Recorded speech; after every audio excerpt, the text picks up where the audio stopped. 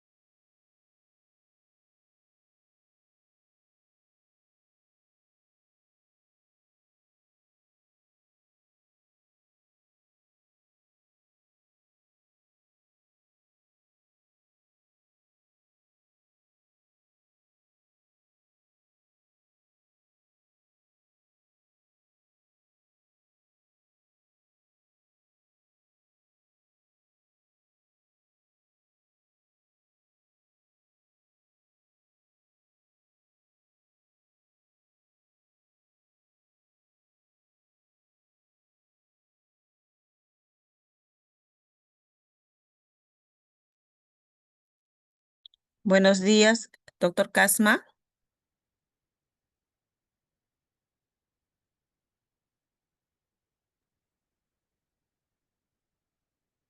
Buenos días, doctor Casma. ¿Me escuchan? Chicos, ¿me escuchan? Doctora, buenos días, sí se le escucha. Ah, ya, sí se me escucha. Entonces, ya, gracias, chicos. Vamos a esperar un momento que se corrija un problemita técnico mientras que ustedes van a dar el pasito, ¿ya?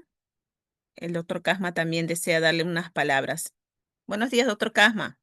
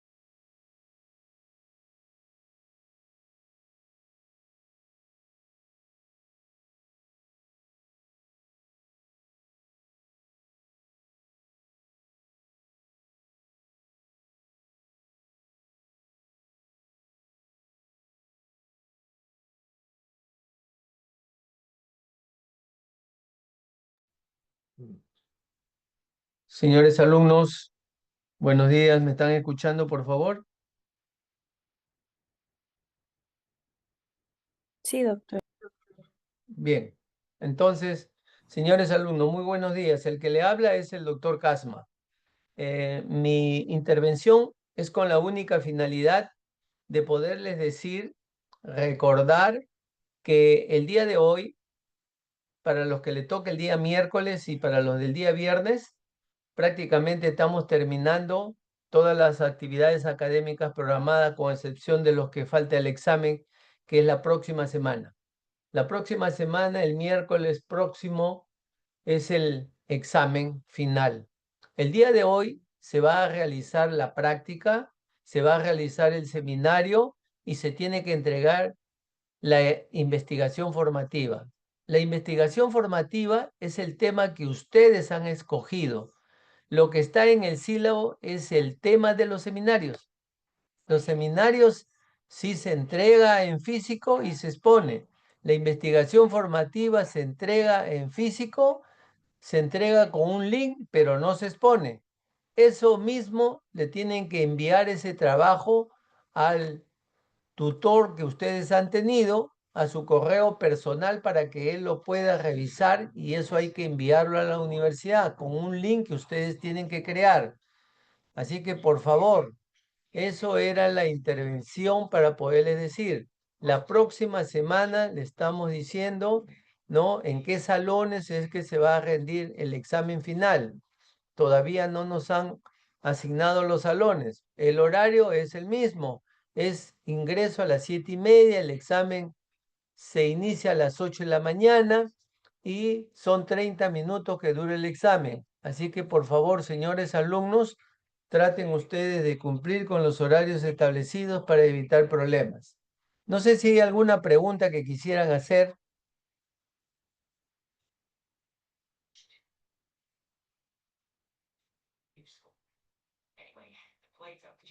Bien, si no hubiera ninguna pregunta, entonces yo le voy a dar el pase a la doctora Andrade para que pueda iniciar su clase. Bien, muchas gracias, señores alumnos, por toda su disposición que han tenido para poder desarrollar todo este rol académico que está establecido en el curso de Medicina Física y Rehabilitación. Muy buenos días, muy buena suerte. Gracias. Gracias, doctor Kasman. O sea, vamos a Ya. esperar. Gracias. Vamos a esperar un ratito, chicos. Están en el pasito, creo, en el pretest. Terminen de responder y vamos a dar inicio a la clase.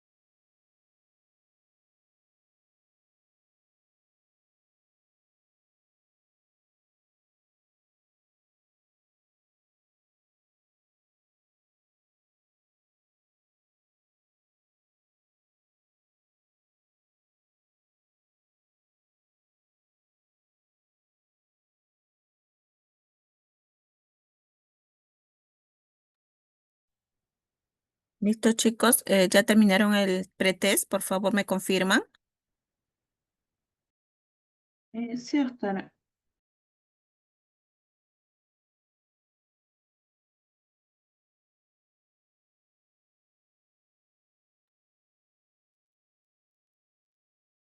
Así como se está presentando la diapositiva, ustedes pueden visualizar bien.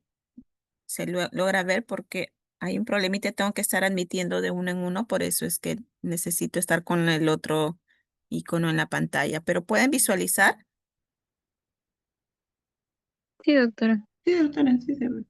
Ya, listo. Entonces vamos a dar inicio a la clase del día de hoy. Nos toca desarrollar la clase de rehabilitación geriátrica. Y soy la doctora Angélica Andrade Guamaní, médico asistente del Departamento de Medicina Física y Rehabilitación del Hospital Central PNP. Entonces, no quiere cambiar. A ver,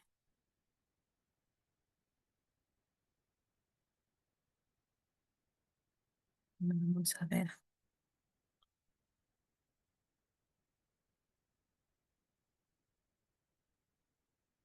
A ver. Con respecto a lo que es rehabilitación geriátrica, ¿no? Primero tenemos que definir términos importantes, sobre todo lo que es el proceso de envejecimiento, ¿no? Si lo vemos desde el punto de vista, pues, de lo que corresponde al curso de vida, el envejecimiento viene a ser la suma de todos aquellos cambios que van a darse en el organismo a través del tiempo, ¿no? propio envejecimiento que vemos, pues no, ya no tenemos, desde que nacemos, vamos avanzando en edad, vamos desarrollando funciones distintas, nuestra masa corporal también va incrementando, ¿no? Llega un momento en el que ya, ¿no? De lo que somos adultos, vamos a empezar a presentar cambios, de repente la disminución de algunas funciones básicas, ¿no? Con respecto al proceso de deterioro, ¿no? Si lo vemos el envejecimiento desde este punto de vista, el envejecimiento viene a ser la suma de todos aquellos cambios que se van a dar con el tiempo, pero van a conducir a alteraciones funcionales y finalmente la muerte. Si lo vemos desde los cambios a nivel celular, molecular, todos esos daños que se van a ir produciendo a lo largo del tiempo, vamos a entender que el envejecimiento son aquellos cambios a nivel de membrana, a nivel de citoplasma, a nivel de núcleo que van a producir, ¿no? Pues el deterioro progresivo, ¿no? De diferentes áreas, funciones o estructuras.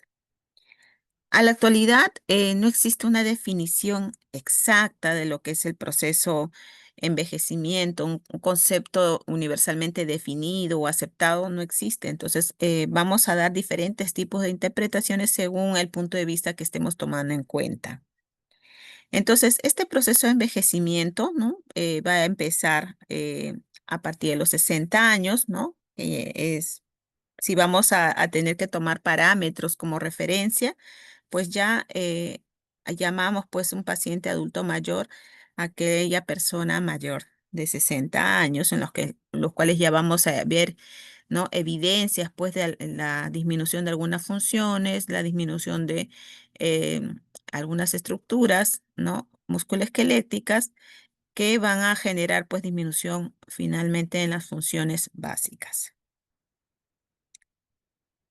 Sé qué pasa por aquí, pero está que me falla esto ya. Listo. Entonces, si habíamos hablado de un envejecimiento, ¿no? El envejecimiento todos nosotros lo vamos a tomar, pues, ¿no? Con mucha, a veces temor de saber, pues, de lo que todas las actividades que yo puedo realizar hoy en día no las voy a poder realizar a determinada edad.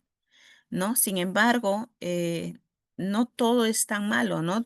Tenemos que procurar a llegar a esta etapa, ¿no? Pero con un envejecimiento saludable, ¿no? Que nos permita desarrollar actividades de acuerdo a todas nuestras capacidades, de acuerdo a la funcionalidad que tenemos en determinado momento, pero para llegar a ese envejecimiento saludable tenemos que haber hecho previamente todo un cuidado, ¿no? Para que podamos llegar a tener este envejecimiento saludable. Entonces, vamos a tener que definir algunos términos para poder a entender lo que es el envejecimiento saludable.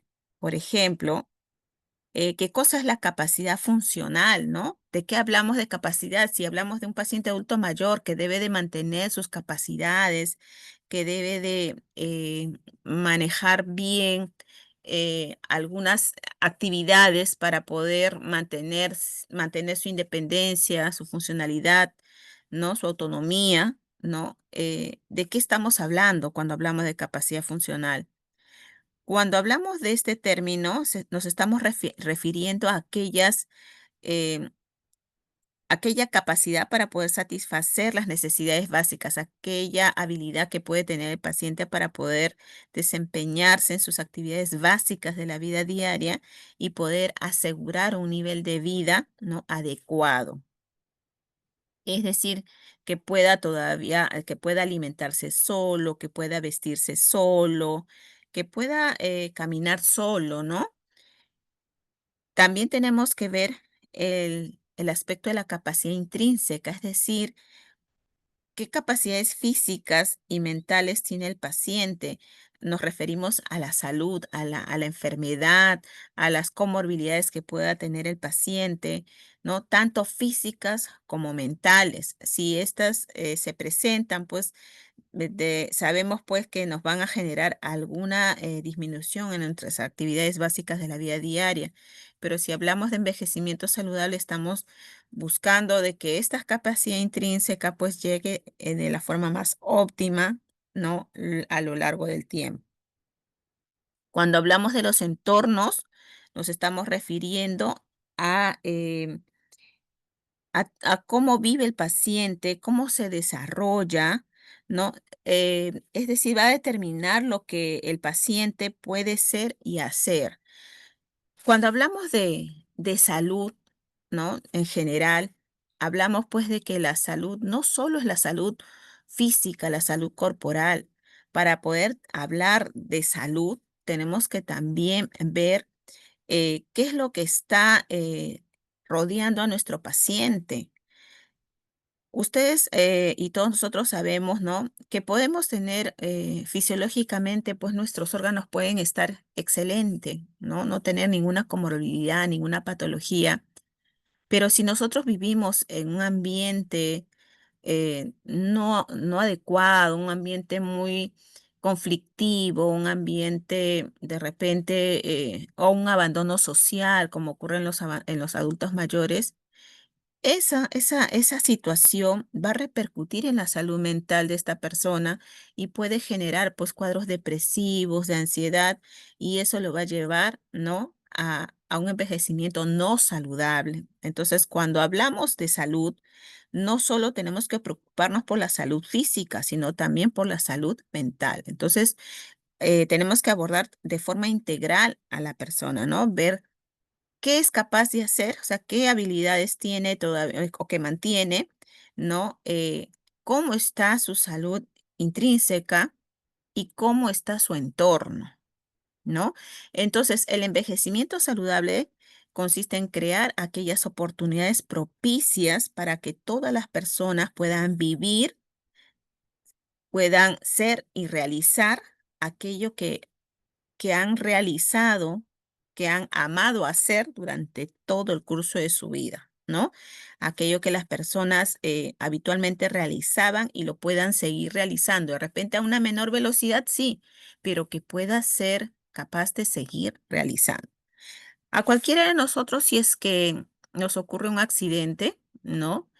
Y no podamos realizar la actividad que habitualmente realizábamos, nos frustra, ¿no? Nos incomoda y eso a la larga puede generar pues otros problemas, ¿no? De salud mental. Entonces, todo esto conlleva que el proceso de rehabilitación de un paciente adulto mayor tiene que ser abordado de forma integral, ¿no?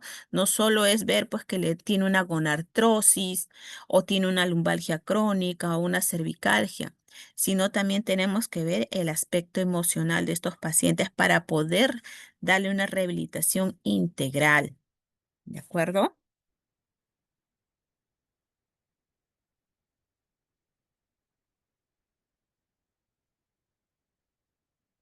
Sobre este aspecto de envejecimiento saludable, este es un término que se está em, poniendo en boga, se está desarrollando mucho, porque es lo que se procura implantar en nuestros pacientes adultos mayores, ¿no?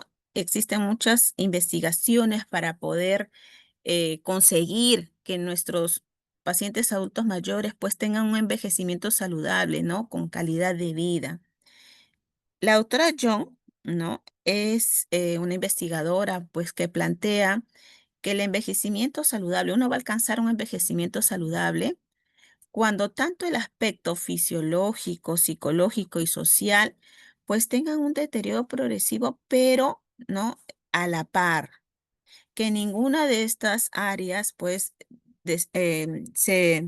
no se despunte, se vaya a perjudicar o a dañar mucho más acelerado que las otras áreas, ¿no? Porque eso ya va a dar problemas, ¿no? De salud, enfermedades que van a conllevar porque el paciente no tenga un envejecimiento saludable.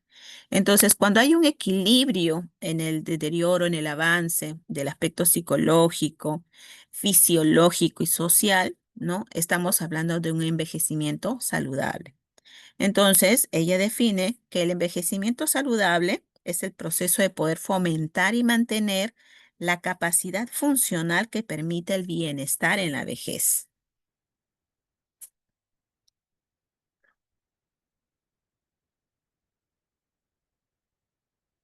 A ver, vamos a ver. Aquí hay un video, a ver, vamos a esperar. Hay un video que trata de promover lo que se le está mencionando en este momento, lo que es el envejecimiento saludable. Les voy a proyectar para que lo puedan visualizar. Es la década del envejecimiento saludable. La década del envejecimiento saludable imagina un mundo en el cual todas las personas pueden vivir una vida larga y saludable, en donde todos pueden hacer las cosas que valoran durante el mayor tiempo posible. Eso significa mantener su habilidad funcional. La habilidad funcional está determinada por el entorno de una persona y su capacidad intrínseca, la cual se compone de los factores individuales, mentales y físicos. La década del envejecimiento saludable representa 10 años de acción colaborativa con diferentes actores y sectores para fomentar un envejecimiento saludable y mejorar el bienestar de las personas mayores, concentrando los esfuerzos para que los adultos mayores puedan satisfacer las necesidades básicas, aprender, crecer y tomar decisiones, movilizarse con seguridad, construir y mantener relaciones y contribuir a las familias, a las comunidades y a la sociedad. Para el 2030, una de cada 6 personas en el mundo tendrá 60 años o más. Para agregar años a la vida de las personas y transformar el envejecimiento de la población en una oportunidad para la sociedad, las principales áreas de acción de la década están enfocadas en combatir la discriminación por edad, brindar una atención integral, fomentar entornos amigables con las personas mayores y fortalecer la atención a largo plazo para quienes la necesitan. En concordancia con las áreas de acción de la década en las Américas, necesitamos traducir la urgencia en acción para atender las necesidades y derechos de las personas mayores presentados en la década de las Américas y hacer cambios transformadores de inmediato. Una década del envejecimiento saludable nos representa a todos ahora y en el futuro. Para obtener más información sobre la década del envejecimiento saludable en las Américas, visita nuestra página web. Bien, entonces, como ven, desde el 2020 al 2030 se ha proyectado, ¿no? Eh, realizar todas las actividades que propicien, ¿no? Este envejecimiento saludable en nuestros pacientes adultos mayores. Entonces, este proyecto, pues, implica conseguir que el paciente tenga una rehabilitación integral, ¿no? Para que pueda ir preservando a lo largo del tiempo todas sus capacidades funcionales. Entonces, cuando ya entramos al área de rehabilitación, ¿no? ¿Qué es lo que vamos a trabajar en nuestros pacientes adultos mayores, ¿no? Si vamos a ver la rehabilitación desde el punto de vista general, ¿no? Rehabilitación viene a hacer todos aquellos procesos, aquellos pasos, aquellas actividades que tienen el objetivo de recuperar la máxima capacidad funcional de nuestros pacientes. ¿Cómo lo vamos a realizar? A través de una rehabilitación integral, ¿ya? En el paciente adulto mayor, como les decía al inicio, ustedes saben que existen muchos síndromes, ¿no? Geriátricos que vamos a tener que abordarlos y, y todos estos problemas no deben ser abordados de forma focal, ¿no? O sea, viene un paciente con un problema de repente de lo propio de un adulto mayor, las artrosis, ¿no? Los dolores articulares, sea de la manito, sea de la rodilla, ¿no? Hay que tomarnos el tiempo de poder evaluar los 3 aspectos que mencionamos, ¿no?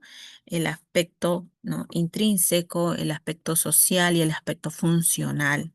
Ya tenemos que ver cómo está el ambiente en el que el paciente está conviviendo, desarrollando, porque a veces tenemos pacientes, ¿no? Que vienen, hoy día vienen por el dolor en la manito, al siguiente mes va a venir por dolor en las rodillas, al siguiente por dolor en la columna, ¿no? Lumbar, de repente después va a pasar a la cervical y todo el tiempo está buscando, ¿no?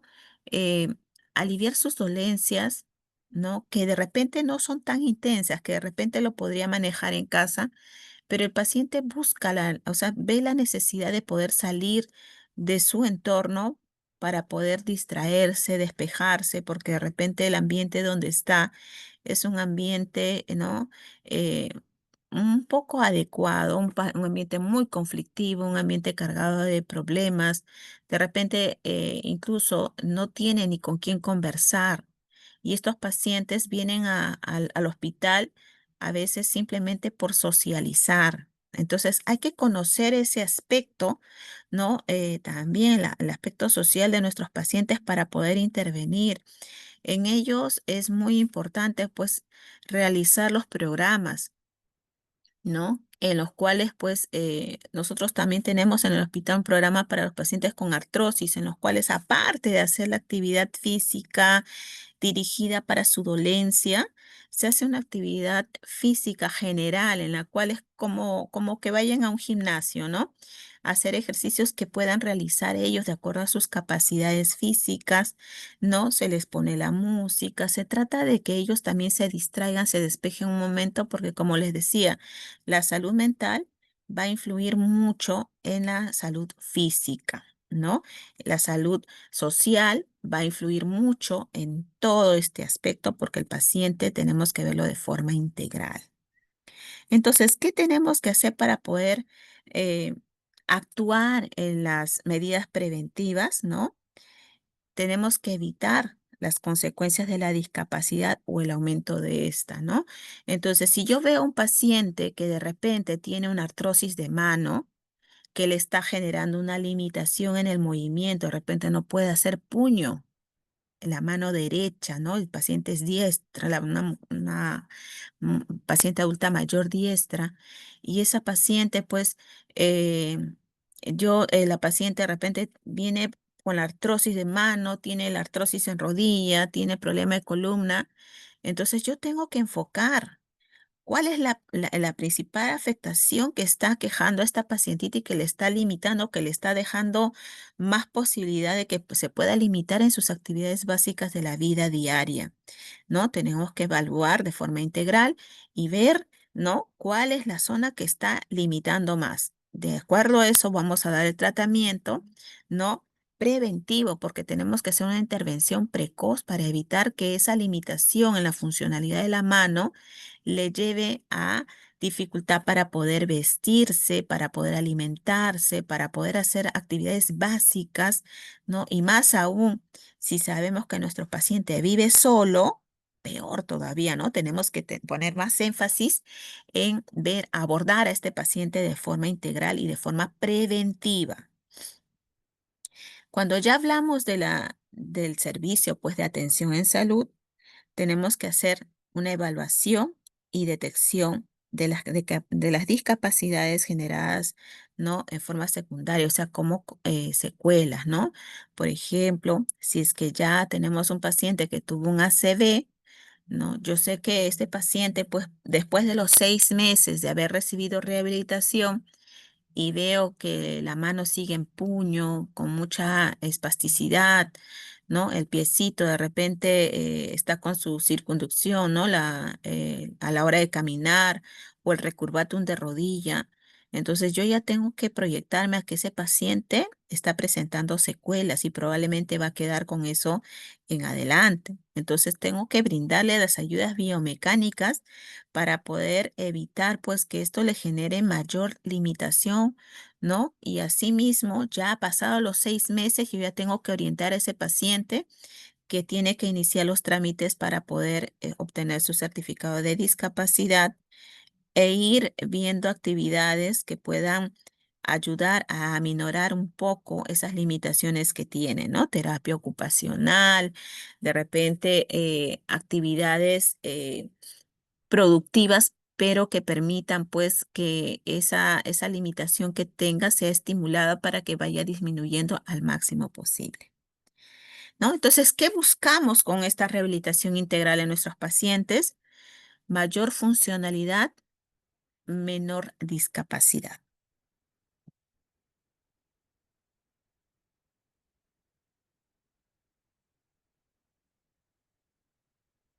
Ya cuando tenemos que entrar específicamente pues a la rehabilitación en geriatría, sabemos que esta área es una una rama de la medicina física y rehabilitación que va a centrarse básicamente en optimizar la funcionalidad, la calidad de vida de nuestros pacientes adultos mayores, ¿no? Para lo cual tenemos que abordar, ¿no? Las diferentes condiciones o crónicas, ¿no? Las comorbilidades que pueda presentar, aquellas funciones que todavía preservan y aquellas que están limitadas, ¿no? El aspecto social, ¿no? Que es, como les decía y les he repetido varias veces, es muy importante porque va a influir de alguna manera en su proceso de rehabilitación.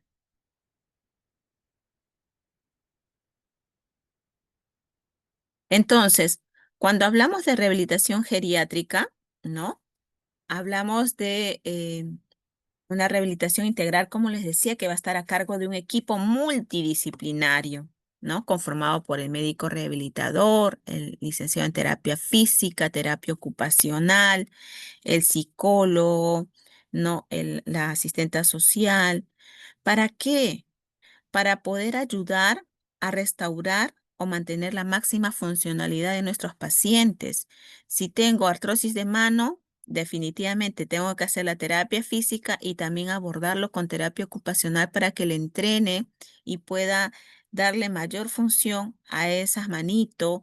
Y si es que ya esa manito ha quedado pues con secuela, ¿no? Tengo que potenciar el lado sano para poder suplir en algo la función del lado afectado, pero sin dejar de lado el lado afectado también. Siempre tenemos que integrarlo en la actividad, ¿no? ¿Para qué más? Para poder promover la independencia, la autonomía de nuestros pacientes. El paciente cuando puede realizar sus actividades básicas, así sea a una velocidad muy lenta, pero es capaz de autovalerse, ¿no? Eso va a motivar al paciente a que siga, a que se entusiasme por poder continuar su proceso de rehabilitación, ¿no? Porque él se siente que todavía puede realizar las actividades, se siente funcional, se siente capaz de poder seguir autovaliéndose por sí misma. ¿Qué más tenemos como objetivo? Prevenir las discapacidades, ¿no? En nuestros pacientes adultos mayores. ¿En qué aspecto vamos a intervenir? Como les decía, el aspecto médico, evaluar al paciente de forma integral, indicar qué terapias va a requerir el paciente, ¿no? Para poder alcanzar la máxima funcionalidad. Entonces, ¿qué objetivos tenemos? Como les decía, tenemos que mejorar, mantener la capacidad funcional, ¿no?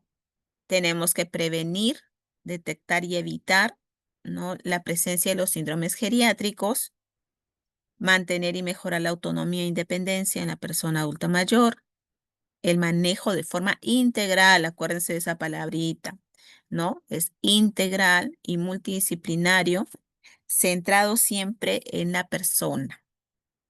Incorporar el apoyo social, tanto de la familia, del cuidador, ¿no? En todo el proceso de rehabilitación es muy importante el acompañamiento para que el paciente pueda asistir a sus terapias, completar el tratamiento rehabilitador para que pueda mejorar la funcionalidad y sobre todo su calidad de vida.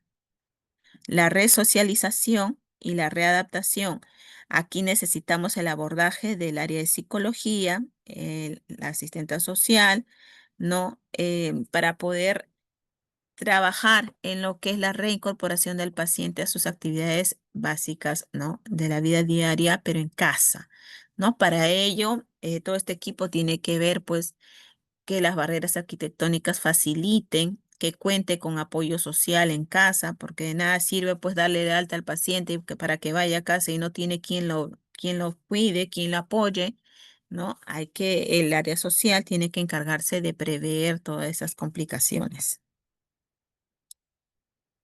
¿Qué características va a tener nuestro paciente geriátrico? Sabemos que nuestros pacientes geriátricos tienen particularidades, ¿no?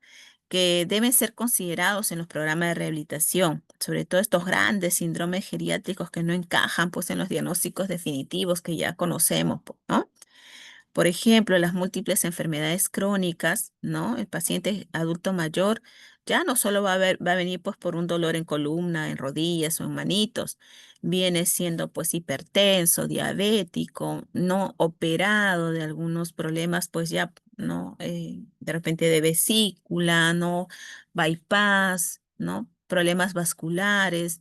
Ya viene acompañado. Entonces nosotros sabemos pues que estos pacientes ya vienen con una polifarmacia. Cuando vienen a rehabilitación y vienen pues por un dolor en las rodillas, ¿no? Nosotros sabemos que podemos ayudarle con algún fármaco, pero preguntamos qué comorbilidades tiene y ¿no? Nos comentan todas los diferentes diagnósticos que ya tienen y nos muestran también todo el listado de fármacos que ya vienen tomando. Entonces, ya a la rodilla no le vamos a tener que indicar pues más fármacos. Si ya está tomando fármacos y es más, sabemos que algunos fármacos interaccionan con la medicación habitual. Entonces tenemos que apoyar con los agentes físicos para poder ayudar. Y dentro del grupo de agentes físicos también sabemos de que hay agentes físicos que no vamos a poder utilizar en los adultos mayores. Por ejemplo, si estos pacientes adultos mayores tienen un antecedente oncológico, no vamos a poder utilizar ningún agente físico que tenga radiación. Si mi paciente adulto mayor tiene problema vascular muy marcado, yo no puedo utilizar calor profundo en esa zona, no lo voy a poner compresas calientes ni tampoco ultrasonido porque vamos a dilatar los vasos y podemos ponerlo en riesgo de disparar trombos, ¿no? Entonces, tenemos que evaluar de forma completa a nuestros pacientes, leer todo su historial para poder ayudarlo, ¿no? De la mejor manera. Cuando hablamos de la fragilidad, ¿no? Esto es el incremento de la vulnerabilidad, ¿no? En los pacientes adultos mayores, ¿no? Generando pues mayor riesgo de poder adquirir, ¿no? Complicaciones. La sarcopenia es otro gran problema que tenemos en nuestros adultos mayores, ¿no? La pérdida de masa muscular, la pérdida de fuerza, ¿no? De forma continua y sobre todo si tenemos problemas o procesos de inmovilización, ¿no? Ya sea si se fracturó la caderita, el hecho de que esté postradito en una cama, pues va a acelerar la pérdida de masa muscular de forma, ¿no?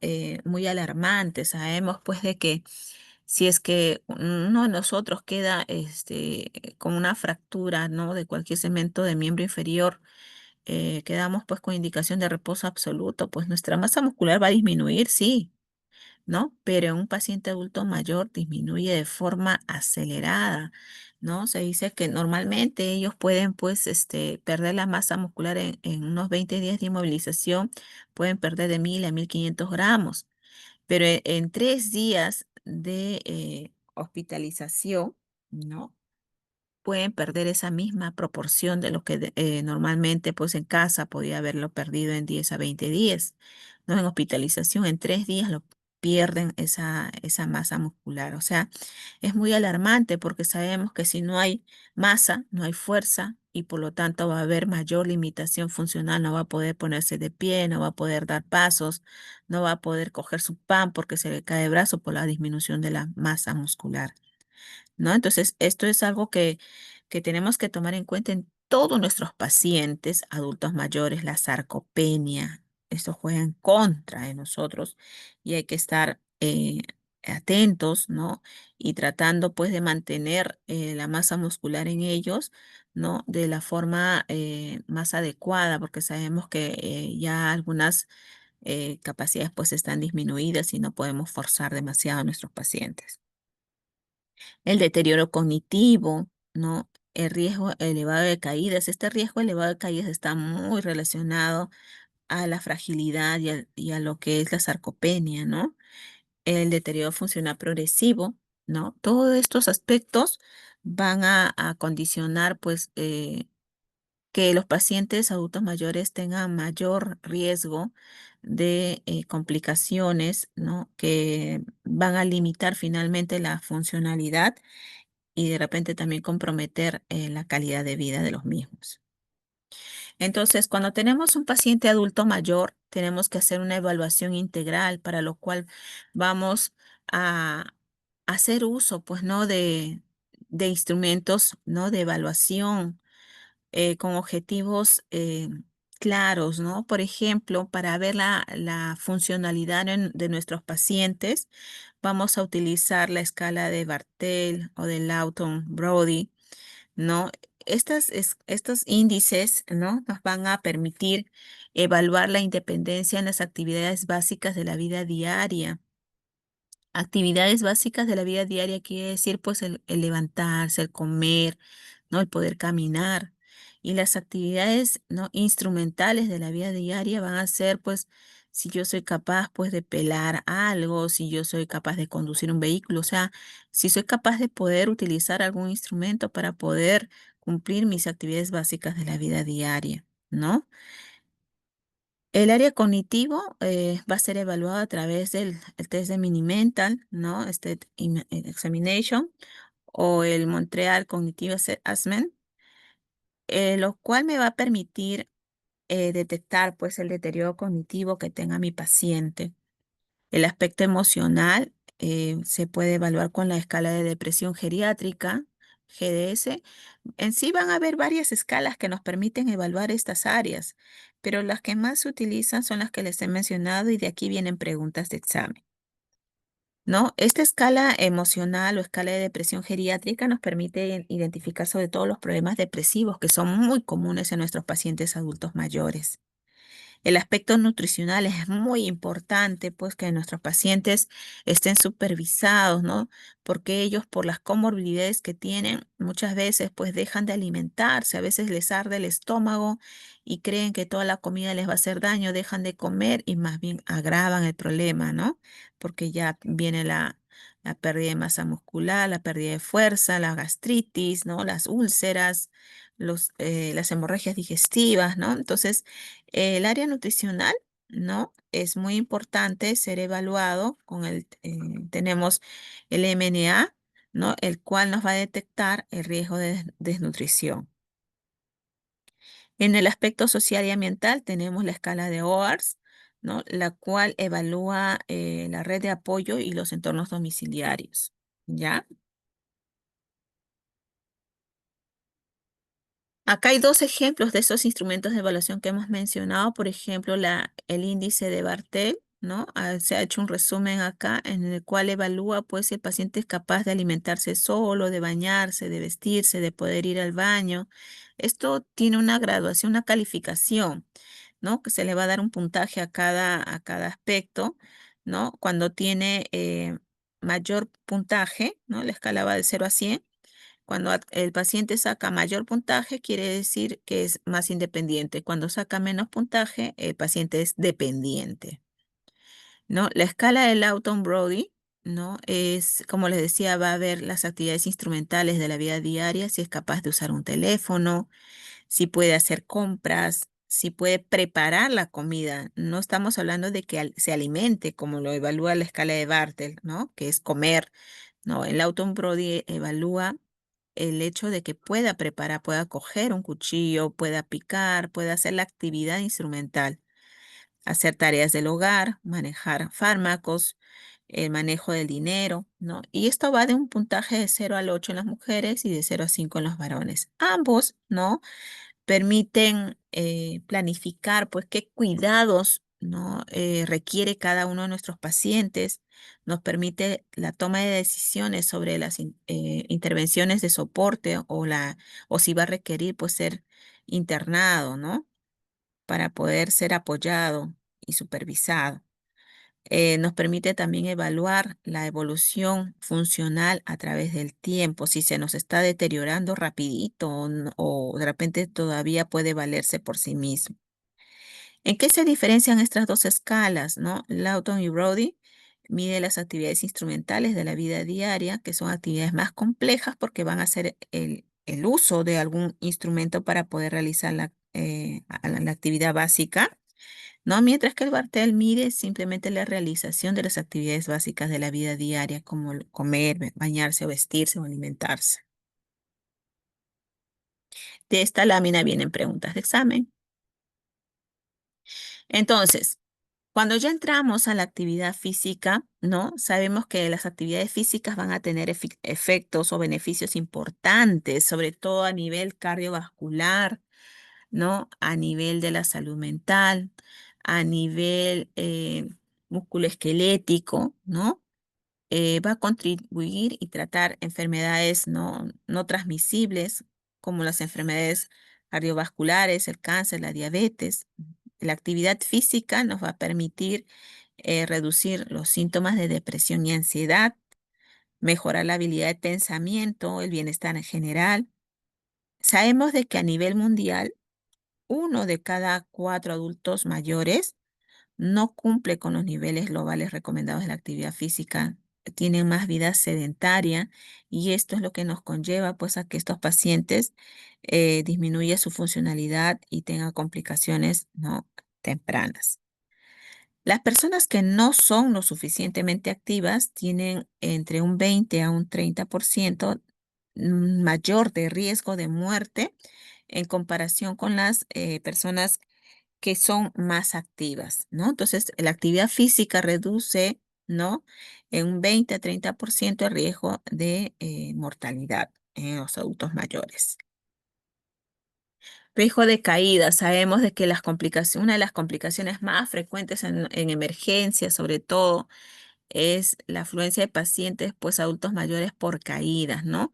Precisamente como, ¿no? Por el hecho de que pues disminuyó la fuerza en la piernita, ¿no? Les hablaba a ustedes en las clases prácticas, el principal músculo flexor de cadera es el glúteo medio. Si este se va a debilitar, se va a hipotrofiar, como ocurre en el paciente con Parkinson, los pacientes que tienen poca movilidad, no va a haber la fuerza para poder flexionar la cadera y levantar el paso. Entonces, cuando el paciente camina con pasos cortos y con pobre elevación del miembro inferior, ¿no? Casi arrastrando. Entonces, esto va a hacer que a veces se tropiece, ¿no? O el momento que el paciente cree que ya el glúteo medio le va a permitir flexionar la cadera y lamentablemente no tiene la fuerza, el paciente hace el cuerpo hacia adelante y la pierna no avanzó y se cae, ¿no? Entonces, en los pacientes adultos mayores, ¿no? A partir de los 65 años, ¿no? Incrementa el riesgo de caídas en un 30%. Y a partir de los 80 años, este incremento es mucho mayor, más del 50% se incrementa el riesgo de caídas. ¿Y qué tenemos que hacer para evitar estas caídas? ¿No? Tenemos que realizar programas de prevención de caídas, las cuales pues deben ser abordadas por lo menos en más de 50 horas de actividad física por mes. Para ello, hay 2 programas muy importantes que se están promocionando, ya se realizan y se están promocionando mucho más para que se pueda no estandarizar o realizar en todos los centros de rehabilitación geriátrica. Estos son el programa de Bibi Frail y el programa OTAO, que ambos son programas de ejercicio físico multicomponente diseñados para el paciente adulto mayor. ¿A qué se refiere este programa Vivifrail? ¿No? Cuando hablamos de ejercicios multicomponentes nos referimos a combinar actividades de entrenamiento de fuerza, de resistencia, balance y sobre todo la marcha. ¿Con qué objetivo? Con el objetivo de que el paciente mantenga su independencia funcional en las actividades básicas de la vida diaria. Este programa dura aproximadamente 12 semanas, ¿no? La frecuencia de las terapias deben ser de 3 veces por semana y cada terapia debe durar entre 45 a 60 minutos. Entonces, estas actividades tienen el objetivo, ¿no? De poder mejorar la fuerza de agarre, la velocidad de la marcha, la habilidad para poder pararse, ¿no? De una silla, el balance, ¿no? Y para poder, con el fortalecimiento que vamos a propiciar con esas actividades físicas, vamos a poder disminuir la incidencia en caídas, que es el objetivo de este programa, ¿no? Entonces, estas literaturas, pues, hoy están muy difundidas. Hay incluso videos, ¿no? En el internet, en YouTube, de cómo se realizan estos ejercicios, que son básicos y se pueden realizar incluso en domicilio. Entonces, cuando nosotros vamos a hacer una evaluación integral de nuestros pacientes, esa evaluación a través de ese test, el test SPPB, que es este test que está en la lámina de la izquierda, ¿no? El cual va a evaluar, pues, y va a dar puntajes si el paciente es capaz de poder pararse con los pies juntos, pero mantener esa postura durante 10 segundos. Si el paciente es capaz de poner la posición en semitandem, que quiere decir que el paciente se mantiene de pie, ¿no? Colocando el talón de un pie a la altura del dedo gordo del otro pie y debe de mantener esa posición durante 10 segundos. A veces el paciente adulto mayor tiene dificultad en en la coordinación y equilibrio y no aguanta los 10 segundos. Entonces eso le va a dar un puntaje. La otra posición en tandem es que el paciente mantenga el pie colocando el talón de un pie en contacto con la punta del pie, ya no a la altura del dedo gordo, sino mucho más adelante, ¿no? Aumentó el grado de dificultad. También debe mantener la posición en 10 segundos a más. Luego tenemos que evaluar la velocidad de la marcha, si es capaz de caminar 4 metros, ¿no? Midiendo el tiempo, cuánto se demoró en caminar esos 4 metros. Si el paciente es capaz de levantarse las sillas con sus brazos, ¿no? Como si estuviera abrazándose, ¿no? Si es capaz de poder lograrlo solo o requiere apoyos, ¿no? Si ha tenido caídas recientes, ¿no? Si hay también el aspecto del time and go, ¿no? Si el paciente es capaz de levantarse de una silla sin usar los brazos. Se evalúa la velocidad de la marcha en la caminata de los 6 metros, ¿no? Cuánto está demorando en poder caminar esos 6 metros. El deterioro cognitivo moderado también. Entonces se evalúa todos estos aspectos y se le da puntaje. Si ese puntaje va de 0 a 3, ¿no? Y la velocidad de la marcha en la marcha de los 6 metros es menor a 0,5 metros por segundo, entonces este paciente está bastante limitado y le corresponde una categoría A, una categoría funcional A, que es una limitación grave, una persona con discapacidad, ¿no? Si el puntaje, el SPPB va de 4 a 6, ¿no? Le va a corresponder una categoría D, que es una persona desde el punto de vista funcional es frágil. Si el SPPB va un puntaje de 7 a 9, ¿no? Quiere decir que es un paciente, ¿no? Prefrágil, o sea, va de peor pronóstico a mejor pronóstico, ¿no? Y si el paciente tiene un puntaje en la prueba de 10 a 12, va a ir a una escala funcional de categoría D, ya que quiere decir que es autónomo. Entonces, de acuerdo a estos resultados, ¿no? Se le va a elaborar programas, ¿no? Para la categoría A, que es una persona muy limitada, para la B, o sea, qué ejercicios van a poder realizar de acuerdo a su valoración funcional, ¿no? Que esto es muy bueno porque a veces antes pues se trabajaba la actividad física a un paciente adulto mayor, ¿no? Se le juntaba, por ejemplo, si trabajamos un programa de artrosis de rodilla o un programa de columna, entraban tanto el paciente adulto mayor como un paciente de repente 40 años o un paciente de 18 años. Y sabemos pues que la actividad física que van a realizar los diferentes grupos etarios no es la misma, no va a poder, ¿no? Y a veces el paciente adulto mayor se emociona y quiere hacer lo mismo que el jovencito de 18 años, ¿no? O se frustra porque no lo puede hacer, ¿no? Entonces, cada grupo funcional, ¿no? Tiene un programa de actividades físicas que pueden realizar.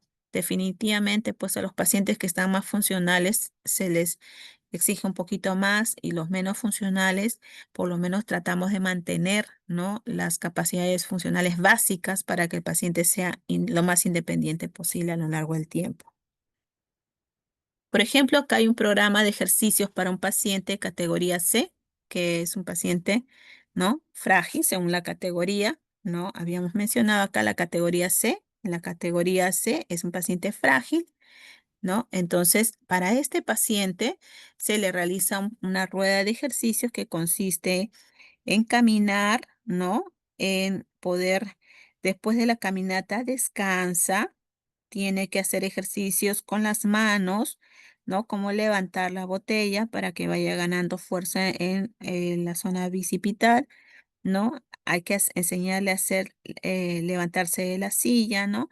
Todo esto hay videos que pueden enseñarles a ustedes cómo pueden realizar esta actividad, ¿no? Luego también se les entrena la marcha con obstáculos, la caminata haciendo ochos, ¿no? O sea, va caminando y va haciendo la imagen de ocho en el trayecto. Los estiramientos, estiramiento de brazos. Definitivamente este programa pues no le vas a dar el mismo programa a un paciente de la categoría A, ni tampoco a uno del D. En el D se les exige un poquito más, en el A mucho menos. Entonces, las principales intervenciones en la rehabilitación geriátrica, ¿no? Como les mencionaba al inicio, va a ser desde el punto de vista de la recuperación musculoesquelética. Aquí va a trabajar el licenciado en terapia física, buscando mejorar la movilidad, el equilibrio y la fuerza muscular. El terapeuta ocupacional trabaja todo lo que es la funcionalidad, ¿no? En actividades básicas de la vida diaria, buscando la independencia. En las intervenciones cognitivas se va a trabajar la estimulación de las funciones mentales superiores. En la parte social, ¿no? Se trabaja en la familia para promover la adherencia del paciente a la terapia y la prevención de las caídas, así como también la concientización del familiar o del cuidador de que tiene que involucrarse, ¿no? Y comprometerse en poder traer, acompañar al paciente durante todo su proceso de rehabilitación. El uso de las ayudas técnicas, vamos a tener que saber, pues, prescribir qué ayudas biomecánicas requiere el paciente para poder ser independiente en las ABD. Si tiene un problema de repente de una secuela de hemiplegia, ¿no? Un problema funcional en la manito, que de repente la mano está pronada, hay que mandarle a hacer pues su férula.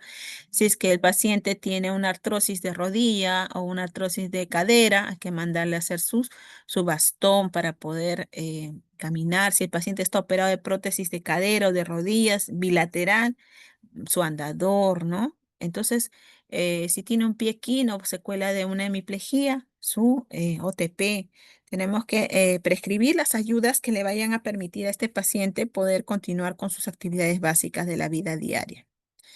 Entonces, toda la rehabilitación pues busca mantener la máxima movilidad en estos pacientes, mantener y restaurar pues la independencia en todas las actividades básicas de la vida diaria, ¿no? Buscamos que desde el inicio el paciente adquiera confianza, ¿no? De que va a alcanzar algo de mejoría, ¿no? Y va a aprender a trabajar también en equipo, ¿no? La voluntad de él para poder adherirse al tratamiento y también la voluntad de poder participar en los programas de rehabilitación.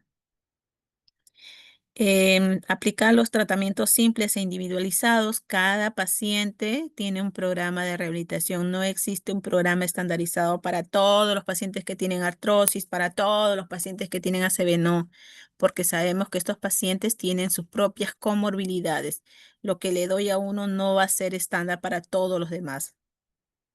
Efectuar las sesiones terapéuticas por cortos tiempos, ¿no? De acuerdo a sus capacidades. Integración de todo el personal de asistencia. Entonces, la rehabilitación geriátrica tiene como objetivo principal la recuperación de la funcionalidad, ¿no? Para poder prevenir las caídas, tenemos que prever también la colocación de las barreras arquitectónicas que permitan pues, que ellos puedan integrarse de la forma más amigable, ¿no? Liberar de objetos en los pasillos, asegurar una iluminación adecuada, que los pasamanos, ¿no? En las duchas, en los baños estén colocados, utilizar alfombras antideslizantes, instalar asiento elevado en el inodoro, elevado porque si es muy bajo, el paciente se puede caer porque no tiene buena coordinación y equilibrio y no hay buena fuerza en las piernas. Preguntas de examen. No utilizar muebles bajos y mantener libres las vías de acceso. Entonces, la prevención consiste en reparar todo el camino para poder facilitar su desplazamiento.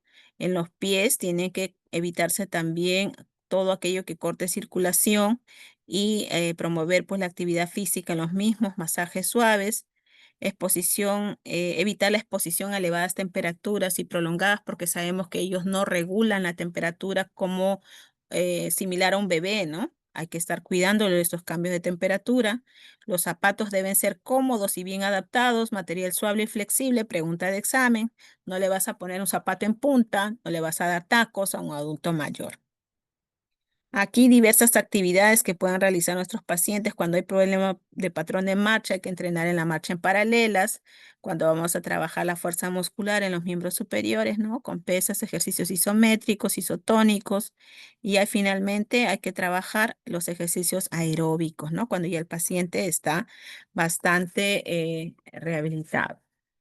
Aquí le he dejado la bibliografía actualizada. Acá también está, ¿no? En la última bibliografía les puse la prescripción del ejercicio según ese programa ViviFrail.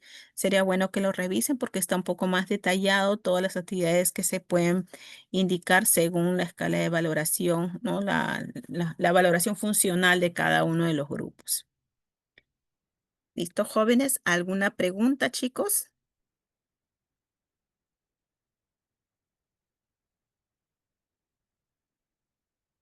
¿Alguna duda? ¿Alguna pregunta? ¿Todo claro? Doctora, un momento, es que estamos en el post-test. Ya, listo, listo, chicos.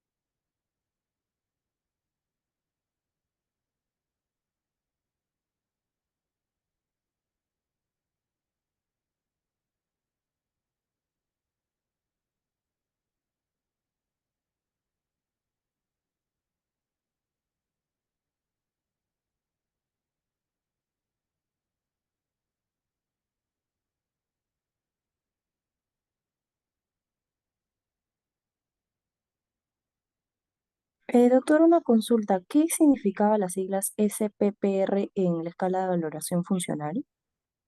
Ahí ya. Ahorita te lo.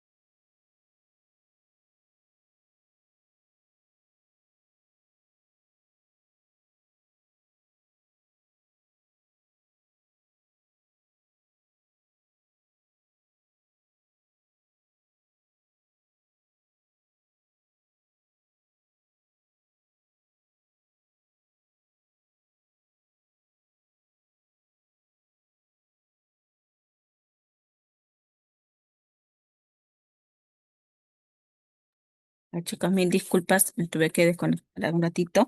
Ya, mira, con respecto a la pregunta que me hizo la compañera sobre la escala del SPPR, ese es, traducida al español, es una escala de valoración de rendimiento físico, ¿ya?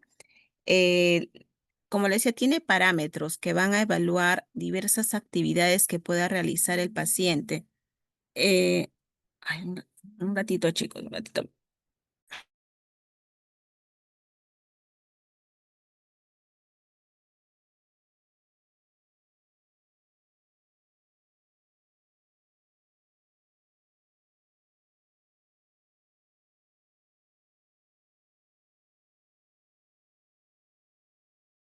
Listo. Entonces, tiene como componentes, pues, la evaluación de cómo por ejemplo, le pone al paciente en pruebas, ¿no? De que, a ver, que se ponga de pie, ya, primero de pie, ¿no? Con los talones pegados, y vamos a ver si es capaz de mantener esa postura en 10 segundos. Ya, y ustedes van a ver que la mayoría de los pacientes, como no tienen buena coordinación y equilibrio o no hay fuerza, tambalean en menos de 10 segundos. Entonces, ya eso te va dando puntaje, ¿ya? Luego la siguiente prueba es el tándem.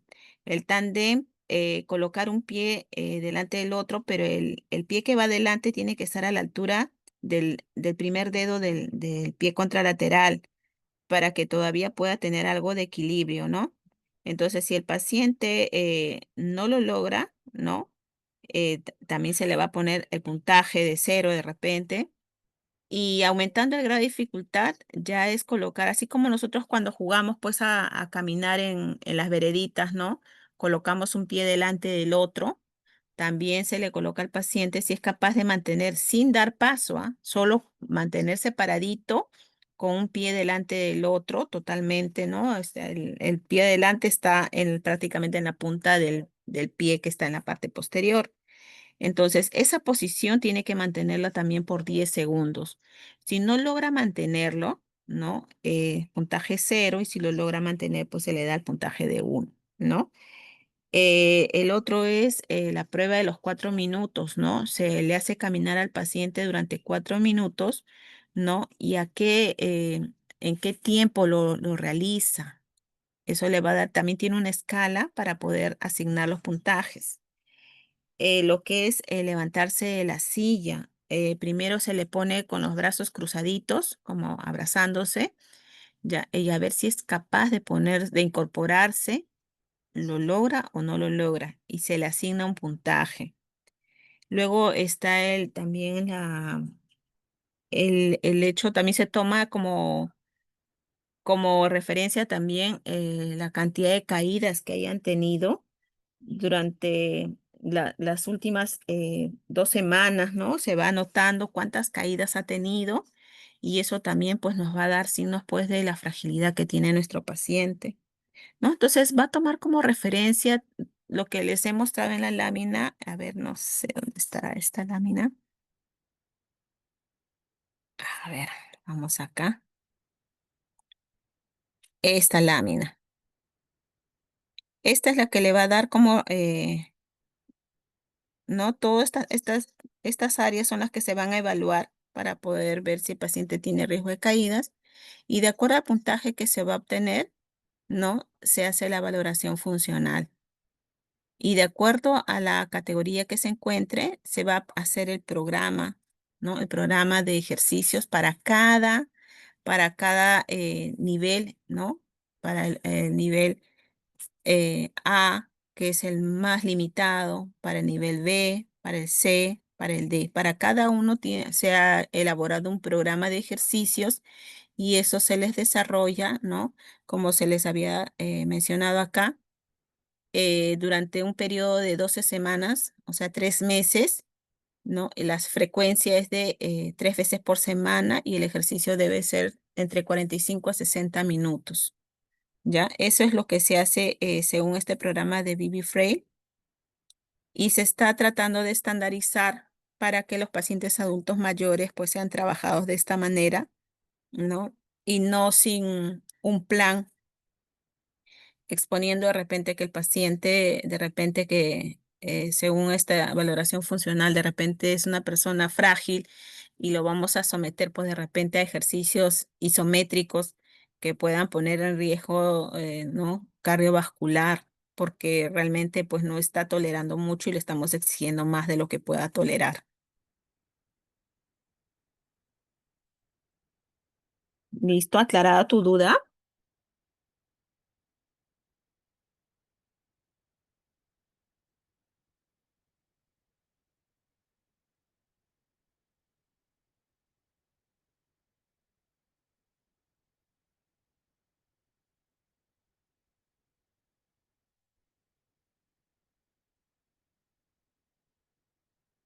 ¿Alguna otra pregunta, chicos?